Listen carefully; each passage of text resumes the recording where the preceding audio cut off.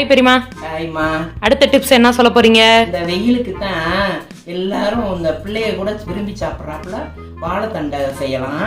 அது எப்படின்னா வாழைத்தண்டை நூல்லாம் எடுத்துட்டு பிஞ்சு அடித்தண்டு தான் நாங்கள் சமைப்போம். எங்கள் அத்தை அப்படி சமைப்பாங்க அடித்தண்டு. இப்போ பிஞ்சு தண்டு வாங்கிட்டு வந்தேன். நாரே இல்லாமல் வட்ட வட்டமாக எடுக்கும்போது நாரே இல்லாமல் இருந்துச்சு. ஸ்லைஸ் போட்டு வச்சுட்டேன். நைஸாக முட்டைக்கோஸ் நறுக்கிற அளவுக்கு சாப்பிட்டா எங்கள் பெரிய மாமியார் நறுக்குவாங்க. உண்ணாமலன்னு அவங்க பேரு. ஏன்னா என் பையன் சின்ன பையனாக இருக்கும்போது தவிச்சந்தையில் வாங்குவேன். நைஸாக முட்டைக்கோஸ் மாதிரி நறுக்கினதை பார்ப்பேன்னா அது மாதிரி இப்போ நானும் நறுக்கினேன்.